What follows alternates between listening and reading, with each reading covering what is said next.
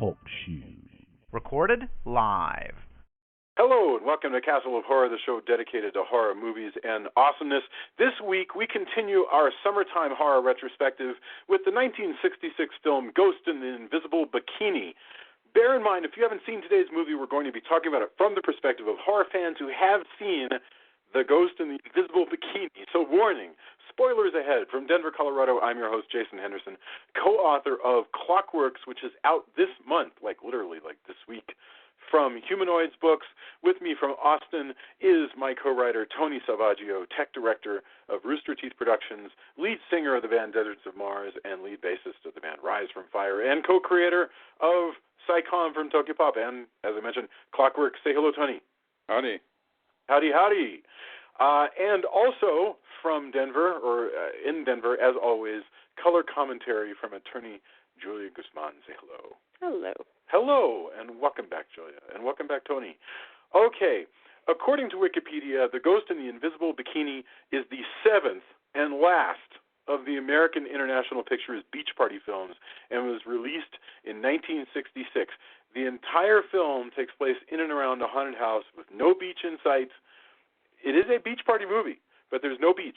It's really a pool party movie. It's a pool party movie, and there's a teenage gang cavorting around.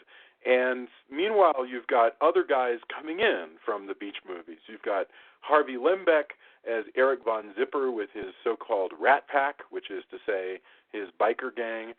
And you've got Nancy Sinatra, who shows up to sing songs and perform in I would say a minor role, but a lot of the roles are exactly the same size in this very strange film. So there's a famous Italian singer named Piccola Pupa who appears as herself, just there. She's just there. She's not a butterfly in waiting. And she sings a song. But apparently Piccola Pupa was actually kind of a big thing. She was on the Danny Thomas program, and she was a get. Popular Pupa? Yes, that's right. Pupa was popular in 1966. So, with that in mind, let's get our opening thoughts and go from there. So, let's see. Julia, you went first last time. So, Tony, opening thoughts for the horror fan considering The Ghost in the Invisible Bikini. Wow. This movie's pretty rough, man. It's got entertaining parts. It delivers, I think, exactly what teens wanted or might have wanted at the time. Like, if you were going to these beach films, you're going to see girls in bikinis and dudes in shorts, maybe with their shirts unbuttoned. I guess, especially if you liked blonde, fratty-looking guys, which I guess were beach guys at the time. But so I think it delivers on all that. But, woof, it is a mixed bag. It's like I was watching, I was like, it's like every cliche you've seen on Beverly Hillbillies just squeezed into one, hour and a half. What do you mean? Poor yeah, I actually had a thought about the Beverly Hillbillies as well. Yeah, it's exactly like every counterculture, reject, everything squeezed out of a Dobie Gillis episode, pushed through a sieve of Beverly Hillbillies, has come out the end of all of that, strained into its least nuanced form into this movie, all of it, everything that's been in there just squished together into a ball of Invisible Bikini. Wow. So I'm sensing some mixed feelings about the Ghost. Like I said, it is what it is. But that thing is a cliche of a cliche, and yeah. Well, anyway, I'll talk more about. I have some theories about this too. So excellent. Julia, I don't know if you've watched any of the Beach Party movies. I don't know if you've watched any of the AIP horror pictures. This movie is an attempt at melding the two of those. What are your first thoughts on The Ghost in the Invisible Bikini? I love it. I have watched a few, a couple, I think, of Frankie Avalon and the Nat Funicello movies back in the day because my mom really liked them. I love that the trivia in this film says, originally this film was to star Frankie Avalon and Annette Funicello. However, Avalon wanted to appear in more serious roles, and Funicello wanted to spend more time with her family. I'm like, yeah, right. They looked at the script and they went, hell no. This is not, I have no mixed feelings about this movie. This movie was crap. I wish, I don't mean to interrupt you, but I'm afraid I have to dissuade you from the notion that they would have rejected this movie because the script was crap. I have seen almost all of, because I spent like a year researching beach movies for. Well, maybe they got sick of doing crap movies and they were like, "This is the last crap movie." I think that's fair to say, because like Beach Blanket Bingo. By the time, well, you know what? Let's save the whatever weird ass history this fits into. I'll do it in like 45 seconds, but I'll do it when it's my turn. Okay. Continue your thought. Okay. Yeah. So, I mean, there's way too many people in it, way too many little storylines, way too many people. When you have that whole beat, like, I mean, so you've got kind of a horror haunted house movie starts going, and then suddenly all these kids show up for a pool party, and then suddenly Nancy Sinatra singing, and you're just like, wait, what just happened? Like, you actually, if you left the room, you would have assumed that somebody changed the channel when you came back in, because it's a completely different thing and it comes out of nowhere. So that's super distracting to me. I just think it was a very poor, if they're trying to meld anything, they melded it very poorly. And so it's just distracting, and I found myself constantly wondering, where is everybody eating? I felt bad for the slave band that had to keep playing nonstop for like the whole, apparently 24 hours, even in their pajamas. Oh, wait. The band? Yeah. You mean the actual band that plays the pool party? Yeah. Yes. No. You can't feel bad for them. No, this is one of my pet peeves. Maybe we'll just jump into it. You've at least seen somebody playing an instrument. Yeah. Oh, yeah. Okay. Have you seen that movie, That Thing You Do? Have you seen the Tom Hanks movie, That Thing You Do? Yeah. Where they talk about how they're like, he's like, you're going to be playing, but you're not going to play anything out loud. And then he's like, you're not going to play music, and then everybody's going to dance, but they're going to dance to quiet, to silence. No. But here's the thing: these aren't even actors who are told this. These are extras, right? Who are told you could find an extra in the world of 1966. There's an extra. In as many bands as there were, as many beach bands as there were, you can find an extra who looks like they've at least touched a guitar before. Yes, right, other than picking it up. So I don't feel sorry for these guys at all. Well, I don't feel bad for the actors. I feel bad for the characters. I feel bad for the fake bands. No. You cannot, like, these people, you cannot feel bad for them. They didn't even try. They didn't go like, hey, I'm gonna be an extra playing a guitar. Between takes, I should at least ask somebody on that set has picked up an acoustic guitar. Right. No. I agree with you that the casting was questionable. Anyway, but not even casting. The whole thing is stupid. The whole thing is, there's nothing that's not stupid. But I do not feel bad for them, like, at all. You cannot. These people were so crappy at being extras that they couldn't even be bothered to look like they've ever picked up a guitar or a bass. All right. What about you, Jason? I should mention. What are your thoughts? I should mention, because in the introduction I didn't quite explain what this movie is about. But let me try and do it. Do your first thoughts first. I'm gonna mix these two. Okay. So very basically, what's going on here is that in The Ghost in the Invisible Bikini, is that Boris Karloff was a wicked businessman in life, and now he's died, and his wife has come to him in his crypt and has said, you get to go to heaven if you can do some nebulously explained good deeds over the next couple of days. And so what they settle on is that he's going to try to keep it so that the people that he's chosen to leave his fortune to will actually get their fortune instead of being cheated out of it. By the way, he's not just going to go to heaven; he's going to be young again. Right, and so that kicks off the business of our main characters coming to this castle. A pretty girl, a handsome guy, a whole bunch of teenagers there for a party. There's a will, and there's maybe a lot of hauntings, or maybe it's just people trying to rip them off. and a la Scooby-Doo. So there's a la Scooby-Doo, and there's a lot of like horror movie goofiness, and that's the plot of the film. The rest of it will give you in like little tidbits, but to be honest with you, there's no sense in trying to keep track of the plot because it is, considering how many characters are in this thing and how many different subplots there are, it is a pretty threadbare plot, and for reasons that I'll reveal later, it crucially breaks down. I almost regret that I'm treating it with this kind of seriousness, but the plot does break down at one point when you realize a major problem. But what are my thoughts? Okay, I love beach movies. I love the crappy beach movies that kicked off the whole surfing scene that this is the end of, and I like the better, more respectful beach movies that came like 6 months after this. See, this cycle that we're looking at here, the AIP beach movies, these started in 1963 and they wrap up in 1966, and they were all pretty dumb, okay, honestly, but they had something kind of goofy and beautiful about them. And if you're wondering why did that series grind itself down, the answer is they were doing 3 to 4 movies a year. So I mean, if you can imagine any series churning out a movie a quarter, by the time 3 years have gone by, there's been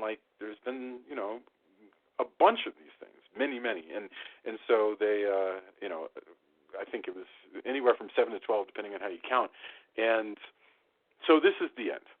This is really the end of the line. By this time, Annette Funicello got pregnant in the last movie and is done. She's like semi-retired. Frankie Avalon is like, screw this.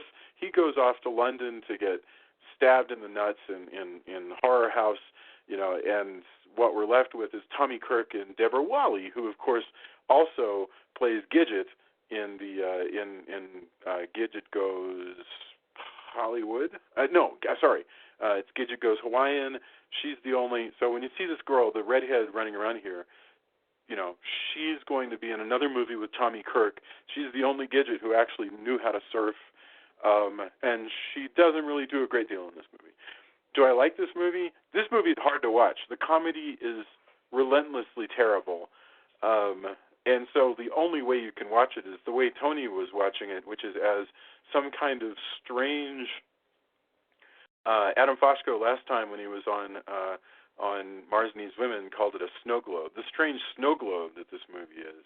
I find it an interesting mixture of horror and comedy and 2 different series that were going on at the time. I'm trying to think, if you're listening to our show, would you go out and watch this movie? And it is far, far superior to many, many bad films I've seen. I'll say that. But it is not... boy. Please name some. Name worst movies? Yes. The Sinful Dwarf is I think a Swedish film about a murder. No, American movies. Movies. We're not going foreign. That's a whole nother world. Worst American movies. Hey, I thought The Maltese Bippy was stupider than this movie. I think this movie is actually funnier than The Ghost and Mr. Chicken, which is a beloved film starring Don Knotts. But I think this movie does have some out loud laughs, at least 1 or 2. that Don Knotts in The Ghost and Mr. Chicken, I think it beats that, all right. that film. So there you go. Even though I would never, ever in a million years say The Ghost of Mr. Chicken is a bad film. Okay, so what is a bad film? I mean, a bad film usually is, I'll watch it and it'll have no sense of what exactly it wants to be, or it'll just be so relentlessly cynical that you just can't watch it. I think it's fair to say this is a bad film, by the way. I'm just saying that I've seen way worse movies than this, Like, this movie doesn't feel clumsy. It just feels bad. The people who made this movie knew how to edit films. They just didn't choose to make the movie particularly funny, and it's a comedy, Do you see the distinction that I'm making? No. No. All right. Well, then let's take that and get into topics, because I think there are some interesting things here, for the horror fan to understand. So, like, first of all, I think Tony, you started asking the question, and I think it's a good one. Is this a movie that? The question is this really what kids thought was hip at the time, or is this a crazy movie producer's idea of what kids will like? Yeah, that's what I'm seriously curious.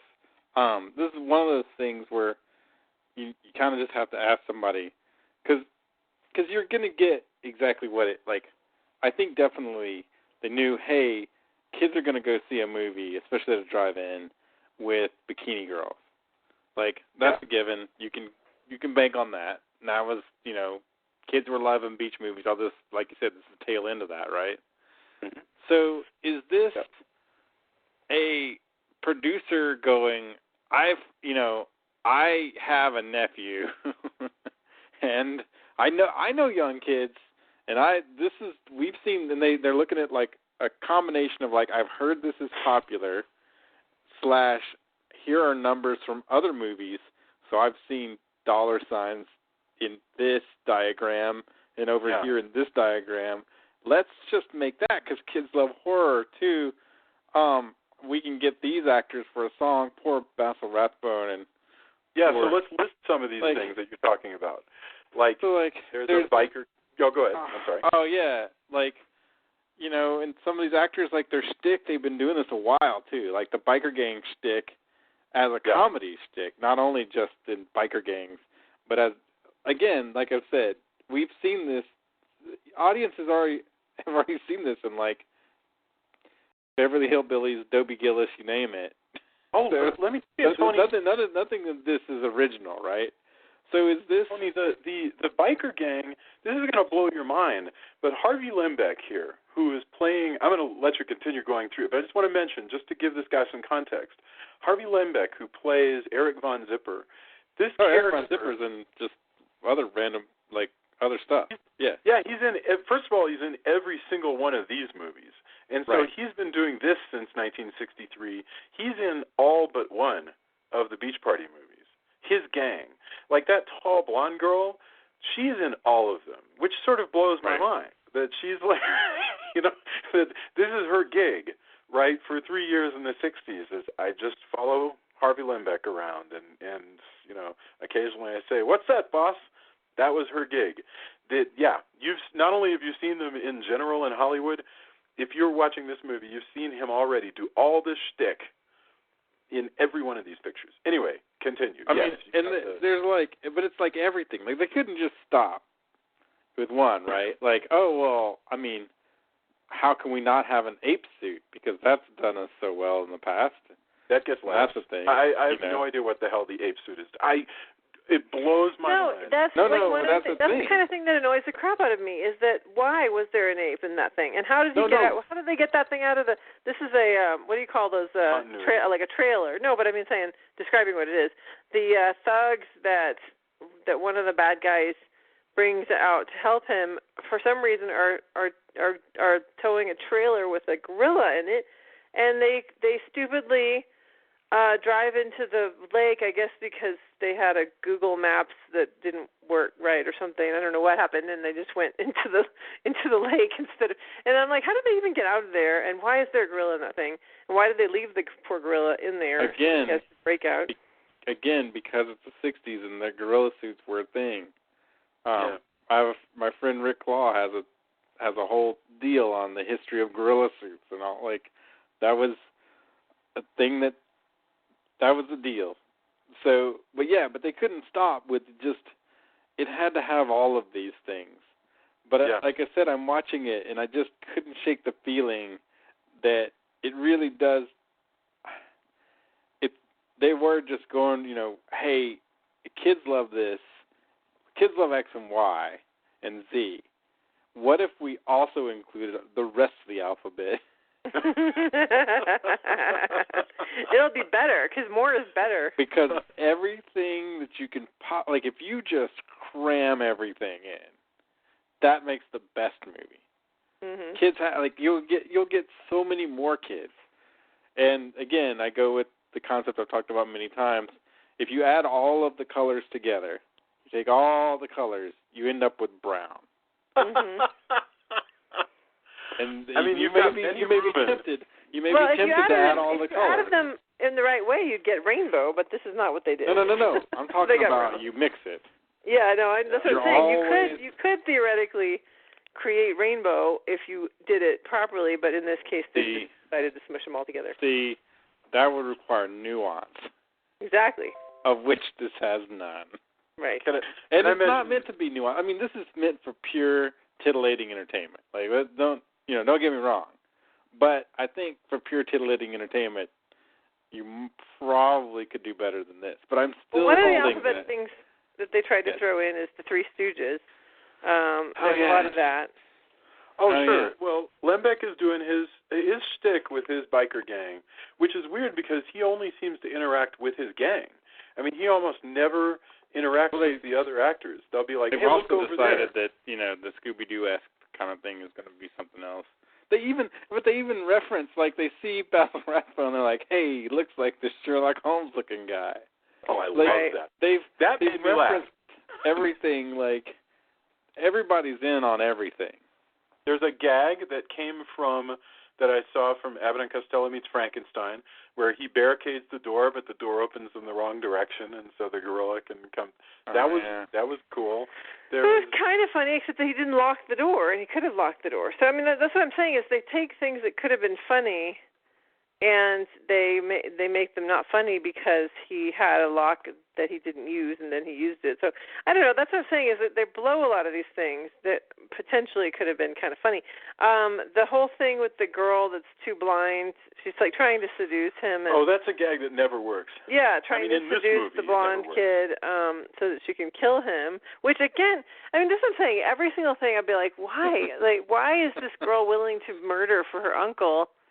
Why? Why is she so evil? And then she is very attractive, that's for sure. Yeah, but, she's super hot. And I will have to say, like, I'm glad we're past the girls with glasses. People don't make passes at girls with glasses because she works it. That's a trope. I disagree. Although they make reference to that, Basil Rathbone, but he's wrong. I mean, and the movie's aware that he's. Well, so that's the whole point, though, is that he's like, don't wear your glasses, and she can't see with her glasses. So then, without her glasses, she keeps killing the wrong thing. Like she kills the suit of armor, and then she kills a stone statue, which she actually touches with her hands. I'm like, how do you not know what stone feels like? But he's so hard. But he's got a hard body. Yeah, but he's not stone. Look, when they do that gag on Scooby-Doo, did you ever once go? And that's the problem. Here's what I did, Jason. I went, I'm 10. I don't know anything about what real life is like. That's what I did. When Scooby-Doo and Shaggy, the monster is chasing Scooby-Doo, he turns the corner, and Scooby-Doo and Shaggy have all of a sudden set up a small cafe, and they're wearing aprons and flipping burgers. Where'd they get the aprons and the burgers? Well, it's a cartoon. It's for children. Yes. And they did a lot better, honestly. They did a lot better. You mean this isn't a cartoon for children? Are you sure, Julie? This is neither a cartoon nor is it for children, and it's worse. It's not as good as Scooby-Doo. Scooby-Doo did it better. They did it better. They were really trying something, though, even though it is, again, purely for the entertainment. So the ghost, who actually does have the invisible bikini. Which I think should be called an invisibility bikini, like the invisibility cloak, because it's not. If it was invisible, it'd be like the Emperor's New Clothes. She'd be naked. So explain to her. It's an invisibility bikini because what it does is when she puts it on, you can see through her. Anyway, go ahead. Sorry. No. Explain to us what is up with the ghost, the titular ghost in the invisible bikini. So again, it's the wife where they say, "Hey, I can't do things, but you can go affect things." Mainly, it's just so there's another bikini girl in it, like as a through line for the thing, and she actually can stop time. She's actually affecting things, and she's doing good by stopping the murders. But none of that. Yeah, it's muddled. But anyway, whenever you see her, she is blue, but they've blue screened out her bikini top and bottom so that it's completely see-through. So I guess that's so they can have movie title called this. Or that, or they're just, hey, look, it's a crazy thing. We're going to try this. Maybe that's where their budget went. I don't know. But it's, again, yet another weird choice. You know, there's so many. Again, there's like a whole scene with basically a wax museum that's in the dungeon. There's a girl who almost gets because I think off. the ending takes this movie to another level that is probably pretty admirable. But I want to mention something to you guys that Admirable? will blow your mind. Mm-hmm. Blow your mind. This movie went through considerable rewrites while it was being produced. It actually originally was going to be called Beach Party in a Haunted House, and it was going to be Frankie and Annette, as Julia mentioned. And Frankie and Annette both were like, no, I'm done. I've done 6 of these things. I just can't do it anymore. And so they were gone. And so they changed Frankie and Annette into Tommy Kirk and Deborah Wally, and which is why they have to introduce this whole concept that they are heirs without having any relation to one another or to Boris Karloff, and in this case, have never met one another. And then they also, after shooting, if I understand correctly, all of it, or most of it, they then rewrote and created a new framing sequence with Boris Karloff. So the Boris Karloff thing actually, and the ghost, was all created afterwards and then shoehorned in, which is why they don't never have guessed that. You mean the whole thing wasn't like... Wait a second. The whole thing wasn't conceptualized from beginning to end, all as it was from Wait a second, Jason. I don't know. That sounds really far-fetched. After having watched this movie, that part, considering that she never really interacts. Well, she does cause the chandelier to fall, but that's not really her. Yeah. Except I'm just saying that maybe in order to sell a haunted house, that maybe they would have had a falling gag anyway. Yeah. Just, maybe. I mean, call me crazy. I know. Maybe. But when you think about it, Boris Karloff Basil Rathbone as the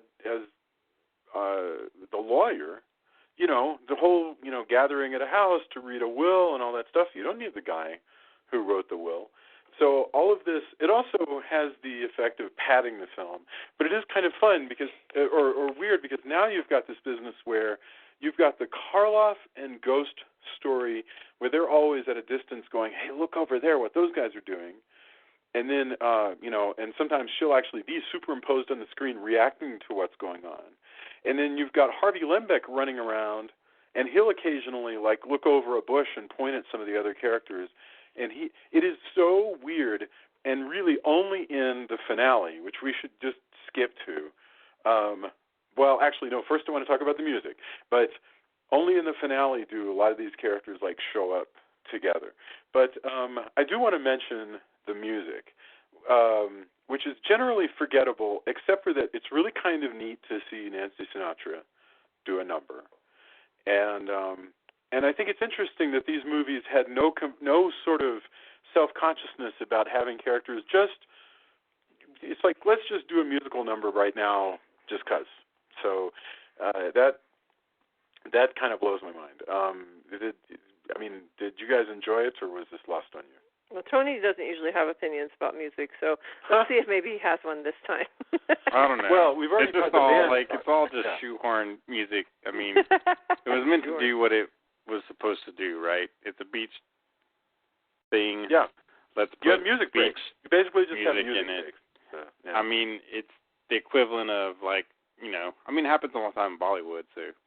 Yeah. But I mean, it is what it is. All of these films. But I feel the same way about the music as you felt about the extras, which is there are plenty of decent singers that they could have pulled. I mean, obviously Nancy Sinatra is a good singer, but the others, it's just the singing is just so bad. I don't understand why it has to be bad when they have perfectly decent singers that could have pulled in. Would have had a good body. The one Italian girl, she was. She was cute and she had a cute accent, but she was a terrible singer. Yeah, well, I mean, she was good enough to be famous at the time. Yeah. Well, So, then that's the problem. Yeah. There you go. I mean, and yeah, the songs are not that memorable. I really did like seeing Nancy Sinatra perform here. The funny thing is, this is a weird part of Nancy Sinatra's career, because this is like literally 9 seconds before These Boots Are Made for Walking. I mean, it's just... Literally 9 seconds? No. literally as how it's defined these days. Yes. I use literally figuratively. I use literally ironically. But she's doing These Boots Are Made for Walking right after she records, her stuff for this movie. So by the time this movie comes out, These Boots Are Made for Walking is actually just charting. And so she's a superstar, and so they tried to do some cross-marketing with this, which may well have helped the film. The movie actually was a disappointment, to be honest. AIP said, hey, let's try and juice one more out of our Beach Party series, and by bringing in some of this, the horror stuff, using some of our horror sets, and it didn't work, and so they decided, yeah, we're done with this. And the one good thing that came out of that is that literally the same year, the whole more hardcore, non-pop-driven, guitar-driven, the music and the movies both changed as far as surfing goes, because the same year, Endless Summer comes out, which has its surf score, which is all guitar rock, and that changed everything. All of a sudden, those movies were often documentaries. They got rid of the comedy.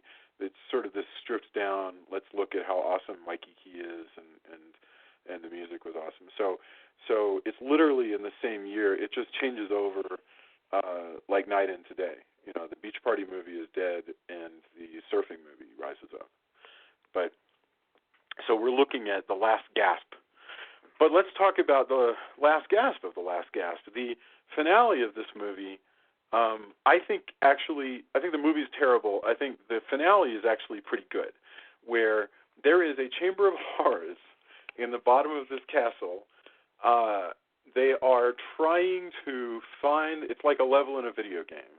They have to find the treasure, save Deborah Wally, who is tied almost inexplicably to a log. In James Bond fashion. Yes.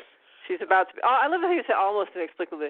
Why does this guy have a chamber of horrors that includes a big rotating saw that's intended to kill... Yeah, an actual buzzsaw. Yeah, it's a chamber of horrors. Buzzsaw, but a giant one, like I said, like James Bond villain style, that's intended to cut... I mean, does he just, in his spare time, is he a logger, and he just has, that's a side business that he's got going, where he's, splitting these logs?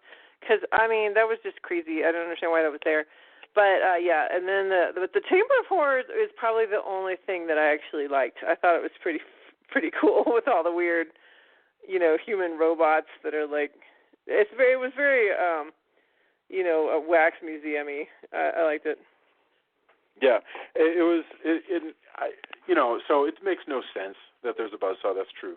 Nevertheless, let's just accept that there's a buzzsaw, that Deborah Wally is tied to it, and she's on a reversible track that carries her towards or away from the buzzsaw. And so as all the fighting is going on, people keep, for one reason or another, hitting the trigger that reverses or forwards this log that she's on towards the buzzsaw. That's great.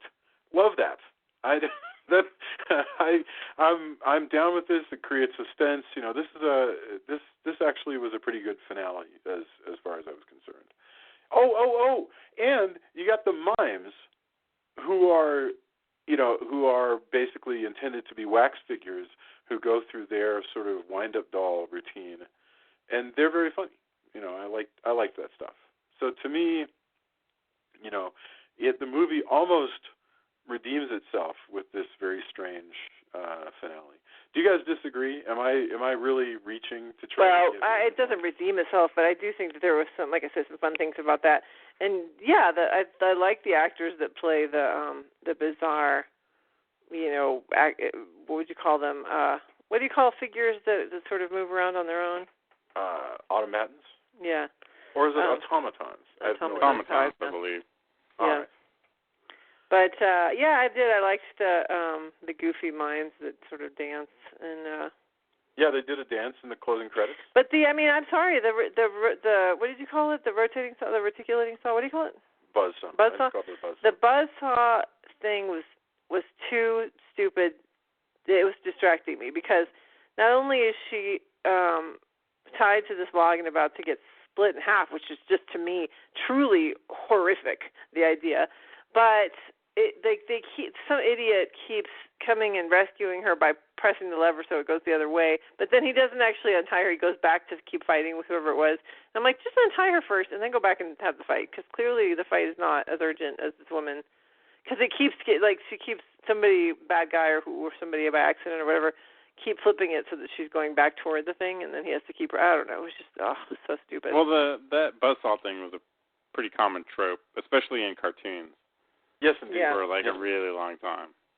So. Oh yeah, no. This is like Buster Keaton stuff. I mean, that is why I think one possible answer to your question, Tony, about is this what kids would dig, or is it what producers think kids would dig? I think there's a good possibility that this is producers sitting around going, you know what makes me laugh? Buster Keaton. That's the stuff. Yeah. You know. No, I'm with you.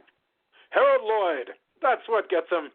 And so they're, yes, Buzzsaws. Well, that's Tony's thing about throwing everything at the wall and seeing what sticks. I mean, that's what they're doing. It's like every single thing that anybody liked is in this. We haven't even talked, by the way, about the completely insensitive, racist depiction of an Indian in this. Oh yeah, Man. Benny Rubin, vaudevillian comedian. So also, who his significant other is in doing her best genie costume, just because we've also heard that, I Dream of Jeannie was a thing. Right. Exactly. Man. Exactly. Oh my God. And then you got the Tbirds with their like I say their Three Stooges act going, and I mean that was just again way too many characters. Why not have the Tbirds? Why not have the guy? What's the guy's name? The actor? Harvey Lembeck. Harvey Lembeck and 3 other guys. Why do you have to have a team of about 8 or 9 people that are just kind of always huddled with him, and they're always facing the same direction, huddled, so that they're respecting the fourth wall, and it's all so they're always cheating out inane. To the camera. I'm not complaining about them. I have a fondness for the Eric Von Zipper thing, but I agree with you. It wouldn't take too much. Here's the thing. You could be a moron and laugh at this movie, and it still wouldn't take too much for them to have given any semblance of human thought or emotion to any of these characters, and you still wouldn't have lost the morons. You know what I mean? Well, it would have been nice to have had a little, you almost have a romance between 2 of the heirs. They kind of, have a moment of intimacy, but maybe give 5 more minutes to them. I don't know. Something. I don't know. It feels like maybe it's because I don't like slapstick humor at all. I've never been a fan of slapstick comedy. Yeah. And so what is potentially funny in this film is all slapstick, and so I don't like that. So there probably are people who did laugh a few times in this film. I just was not one of them. No, I'm not a huge slapstick fan either. What bothers me though, so I don't particularly laugh at the slapstick stuff, right? I don't particularly laugh at the racist stuff, but if you trade it, and if this movie were made today, I guarantee you there'd be a lot of random crazy scatological humor, and I don't tend to laugh at all that stuff either. It's difficult to find a comedy that makes me happy, and I. So at least this one, I like the set design. I love the Technicolor. But yeah, no, you raise a good point. The sound effects. Anytime somebody gets bonked on the head, you hear that great sound effect, and I really wish that I had it on an MP3. The one that goes, the sound, Tony. I don't even know how to do it. Yeah, it's just sort of boom. Oh yeah, I got you. This great sort of it's the sound that they used to have on the Wacky Racers whenever Muttley would whack the long mustached guy on the head, and it would go bonk. Yes, all of those. Okay, so I can't believe we actually have spent time, probably more time thinking about the Ghost in the Invisible Bikini than anybody in America has spent. Then they spent thinking about how they were going to write it. Yeah, I think that's probably fair. Okay, better or worse than Mars Needs Women? Much worse. Much worse than Mars Needs Women. Yes. See, that's probably the nicest thing that anybody involved in the making of Mars Needs Women has ever heard. Yeah. So Tommy Kirk at this point only has upward to go. He's got Mars Needs Women ahead of him. And I'm remembering, just randomly, this is totally off topic, but we are big fans of Mystery Science Theater 3000, as we've mentioned several times on this podcast. And one day we had this Leonard Maltin book about movies and movie reviews, and we were watching an MST movie called Laser Blast, and we had looked it up on the Leonard Maltin book, and it got 2 stars, and it was just not very good. No, it got 3. 3 stars. Oh, my God, it had 3 stars, really? Or not 2.5? 3? Yeah, that's the point. It got 3. 3? So it was, okay, so it got 3 stars. And so we were like, what on earth was he thinking giving this movie 3 stars? It's not a good film. And then at the end of the MST, when they're doing the credits, the guys are reading Leonard Maltin's book, too, and they're like, Laser Blast gets 3 stars. And then they're like, they start comparing it, and they're like, Godfather, not as good as Laser Blast. Yes. Oh, yeah. It's so funny. Right. So anyway, so in my mind, I'm always comparing everything to Laser Blast. Amadeus got 2.5 stars, Still not according as to good as Leonard Laser Maltin, Blast. meaning F. Murray Abraham's, unrelenting emotional performance of Salieri still not at the level of Laser Blast. Yeah. Yes. Anyway, so this movie is definitely not as good as Laser Blast. All right. Do we even need to do our final thoughts? I just kind of feel like we should skip to endorsements. I think we are all sort of on the same page. No, I said my piece. So, Tony, you have anything else to add? No. I mean, again, Sinestro, super hot. That works. Yes. The rest of it, pretty deplorable. Mm-hmm. It's got lots of shtick, that's for sure, and it has moments that I think more men do like, slapstick comedy. I think you're kind of geared towards that.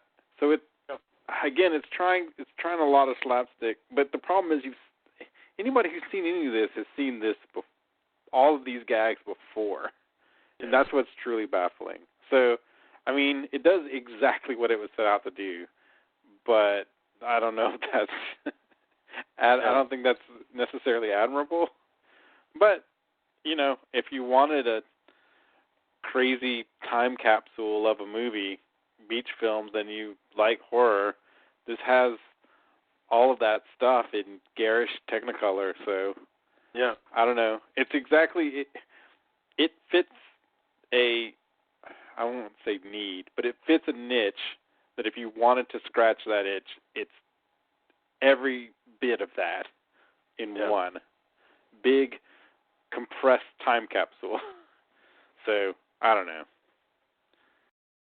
Thank you. My final. That's actually the best. That's the best wrap up that I could possibly give it. I kind of feel like there are probably elements of the plot that we didn't touch on, but I feel like it would be. There was a plot? There's so much that. Yeah, but anyway, we hit on. I do want to say this. At the end, he does end up getting to go to heaven, and he says, "But I thought I was going to be young." And then she goes, "They always keep their promise," and he gets zapped into a kid. Yes, which is funny. Yeah, he's turned back into a super young. Yeah, I forgot. See, now I might have to change because I forgot the stinger. See, he was a kid. They would laugh uncontrollably if this was a sitcom. And then the bonk noise. I think we should just close on that. That music was hilarious. Yes. Yeah, I can add. Damn it. Honestly. Damn it! I forgot about that. I expunged that from my memory because that's a total we've also seen Laugh In, and that's almost like a. Right.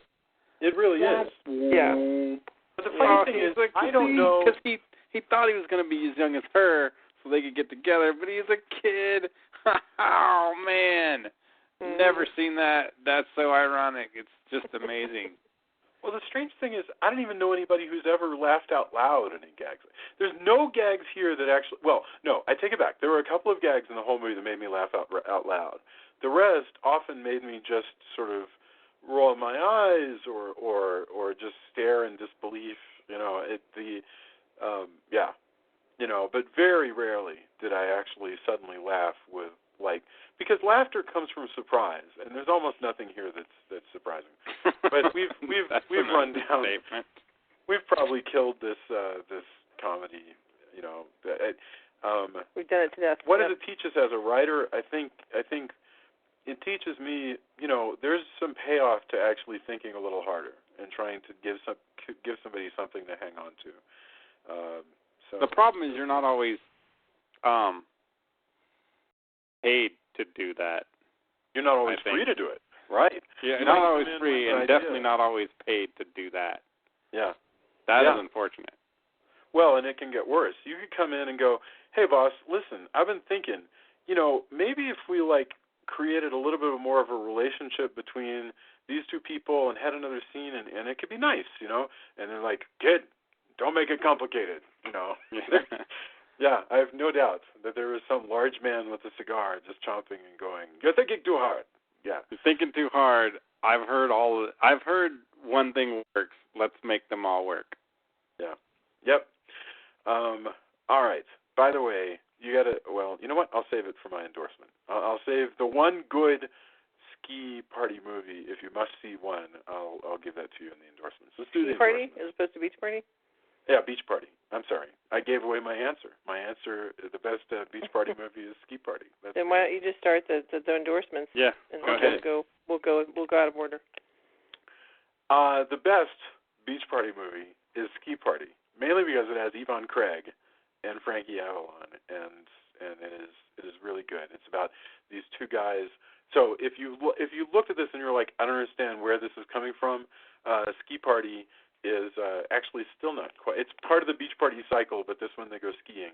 And Frankie Avalon and Dwayne Hickman, who's Dobie Gillis, who, Tony has mentioned Dobie Gillis many times. So Frankie Avalon and Dwayne Hickman are two guys who want to go on this ski trip. For reasons I don't recall, there's no room with the guys, but they can manage to go with the girls, but they have to dress up as girls and stay in the girls' dorm, and thereby they learn more of what it is that women are looking for. I hope it's bikinis. Because that's what I've learned. So, that's Ski Party is a thoughtful examination of the battle of the sexes in the 1960s. Yeah. So it is taught in schools. Yes, that's right. Women's studies often point to the titular Ski Party as a touchstone. I also, as a skiing geek, I have to say I really admire that movie. Unlike the other great ski movie of the mid-'60s, which is called Get Yourself a College Girl, this movie actually has real skiing on practical sets, and so whereas Get Yourself a College Girl has the animals but doesn't have real skiing. So you can get a ski party movie where people actually know how to ski, and you still can't find people to act like they play instruments. You know what will blow your mind about Ski Party? I am not making this up. There is a point in Ski Party where they are in their, they're in their lodge, and all of a sudden, out of nowhere, comes James Brown. He plays like a ski patrol guy. And James Brown comes in and he sings. I can't even remember what number he sings, but it's so amazing. Wild to think of James Brown as a random ski patroller bringing in somebody who's gotten too cold. Wow. Petula Clark shows up on the bus and she sings "Sunshine, Lollipops, and Rainbows." I mean, this movie, Ski Party's got it all. It actually has some real '60s music in it. That's pretty neat. So. But I've said too much. You can. You're gonna have to kill us now. You can go discover Ski Party on your own. All right. It's also interesting to think that once upon a time, Dwayne Hickman was a movie star. That blows my mind. Okay. My other endorsement, very quickly. Totally. Look, your mileage may vary, but this is the more horror element. CBS is doing their miniseries on the JonBenét Ramsey killing. It is amazing. It is really, really riveting television, and I'm totally going to watch the second half. So that's my other endorsement. Tony, what do you got for us? I just recently got the Shout Factory Blu-ray of The Thing, and I happened to get the collector's edition. So I always pre-order those early because they've been doing a really good job. And it came with like 2 posters. It looks really, really good. Like enough that I think this is the 3rd copy of The Thing that I have. Wow. And I'm sure there'll be a 4th, because there's a DVD that was really good, and then I got the Blu-ray for cheap, and it mixed in all the special features stuff into like a pop-up kind of thing, which it worked, but it was still kind of a pain, because sometimes you want to watch the movie, then watch the separate stuff, you know? Like I want to watch the documentary separately. Does it still have the commentary from the commentary from Carpenter and and that one had that too. This one has several commentaries, which is really great, and all the and they separate it out so that you get like a really good 2K transfer on one disc, and then all the special features. The commentaries are on there, but the special features are on another disc. It's like a 2-disc set. Reversible art. Like I said, there's posters, nice new slipcase. It's a really good Blu-ray. I watched just the movie, and I'll be watching the commentaries, I'm sure. The commentary with Carpenter and Russell is awesome. Oh, it's like, wonderful. It's super great. So I'm looking forward to the other commentaries as well. It's a really, really good set. Hopefully, eventually they'll probably release the same thing in 4K, and I'll have to debate on whether or not I'm going to get that or if I'm just going to download some 4K version of it at the time. But as of now, this is really, really good. And I love all the also, thoughts that they give to Wilford Brimley in that commentary. Oh yeah, it's great. They're always mentioning how good he is, and especially how good he is at practical stuff, like dealing with props and really just using his skills as an actor to make you believe, even the things that you don't necessarily see. He's just very skilled, and they give him all props. It's awesome. Yeah, my brother, Wilford Brimley, came to host. I forgot what it was. Maybe it was The Thing. I can't remember right offhand. But my brother asked him about the Thing and aliens, and he kind of went on a tangent, but he also really teared up because he gave a very spiritual, very just really great speech about nature and what he's seen in his lifetime and all this stuff. And I joked with my brother that I was like, well, I don't know if making Wilford Brimley tear up was on your bucket list, but there you go, Samuel. Like, because he was asking about The Thing, have you ever experienced anything that's like, supernatural or extraterrestrial? And he gave this whole speech about how he's seen things in nature, and he's seen the snow melt, and all of these things that he's seen, going from one thing to another and throughout his life, and he ended it with, and that's what I call God. And everybody in the theater was just like, whoa. Right. Like, that is not how I expected that question to be answered. Yeah, no kidding. It was beautiful, and also he told really great stories about hanging out with Charles Bronson. Wow. And they were really funny. And Charles Bronson didn't necessarily come off as the smartest dude, but which my friend Zach was really sad because Charles Bronson's like his favorite actor. But and he was quick to say like, no, he's Charlie. He called him Charlie. Charlie was good, all the stuff. But he had really great stories. So yeah, I mean, he seemed like a really great dude. So, but get The Thing Blu-ray because it's amazing. Even if you have the previous one, give that to a friend. Donate to a library. Get this new Shout Factory one. It's pretty awesome. If you're a fan of the movie, and why wouldn't you be if you're listening to this? Wow, that's really wonderful. Julia, that was really good. What are you going to follow that up with? Something completely unrelated to horror. We have finally discovered, after being told by several people that it was worth watching, Grace and Frankie, which is just a delightful. What is it, Jason? Showtime or HBO? It is on Netflix original. Oh, Netflix. It's Netflix original. Yeah. It's a show about these four people in their 70s, played by Lily Tomlin, Jane Fonda, Sam Waterston, and Martin Sheen. And the cast is as wonderful as it sounds. I mean, they're so talented, and it's really well written, and it's just fun show about these two former couples, heterosexual couples. Jane Fonda and Martin Sheen were married, and Sam Waterston and Lily Tomlin were married, but their husbands were law partners, and it turns out they were partners too, and they had fallen in love many years ago, and they finally decided to leave their wives for each other. So, and of course, hilarity ensues. But just Lily Tomlin and Jane Fonda by themselves are just amazing, and then add these two wonderful actors in, and it's a great show. So I've really enjoyed it, and I recommend it. That is very good. I mean, I'm telling everybody that we've been just binge watching it. We're about to run out, but luckily they'll be back for a third season. So luck is with us.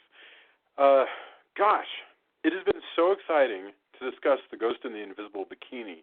This summertime horror retrospective I'm kind of really excited about it because it's giving us the opportunity to explore some truly offbeat horror movies. Next week we'll be back. I believe it's definitely either The Horror of Party Beach or Night Tide. And I have to say, both of those are amazing films to discuss. One is a lot more serious than the other, but they're both really interesting artifacts. So I can't wait. I mean, this is truly going to be some fun stuff. We did Blood Beach last week, Ghost in the Invisible Bikini next this week, and God knows what's next, but it's going well. So I really appreciate you guys and your patience as I drag you through some of this bizarre summertime horror. Although I will not be there for that one because I will be at Fantastic Fest. Oh, you're at Fantastic Fest. All right. And I will be covering horror. So I'll be definitely giving reports. I'll try to report in to the Facebook page when I can. And I'll probably be posting, I will be posting reviews to horrormovies.net as well as mentioning things throughout after Fantastic Fest. So whatever horror and I have some people are coming in. There's all kinds of cool stuff that I'll be mentioning. So, and if you happen to be coming to Fantastic Fest, say hey. I'll be doing press for this and horrormovies.net. So, hopefully bringing some interviews, if not just reviews. So that'll be really fun. This is my annual staycation, and it's a genre film festival. So there's lots of good horror, thriller, suspense. I've already seen a couple of things even before they have those press. No, it's an amazing opportunity for you to go to that festival. So yes, please just report back on everything. I mean, I would say just do a whole. You could do one big one, or just like scatter a whole bunch of small reports of different things you're catching that are amazing to you. Yeah, because we want to hear all of it. Absolutely, especially if you link to any trailers or anything else that you get. That'd be cool. Absolutely.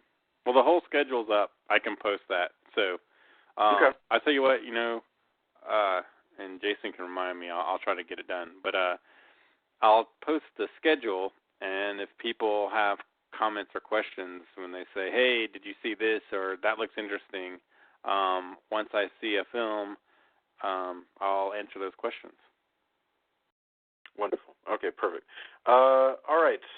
So for those of you listening, thank you so much. If you have any friends who you think might enjoy the show, we recommend that you force them to watch any of the films we've been discussing and then make them listen to the show. Again, I don't recommend forcing. No, that's even more cruel than any of the things that I have recommended in prior weeks. So just kidnap your friends and force them to listen. That's what we want. All right. Also, leave reviews on iTunes. It means so much to us, and we basically float on clouds of ego every time somebody says something nice, so it means a lot to us. Leave comments on the Facebook page. We will totally engage and argue with us, and we have some listeners who have been constantly leaving really wonderful recommendations, and I'm really thankful for them because they're kind of awesome, because they'll be like, here is everything involving a vicious, evil, possessed toy. I'm like, that's perfect. I love having these lists. It's great. So, everybody, have a fantastic week. We will be back next week with more summertime horror. Ciao. Good night, everyone. Later.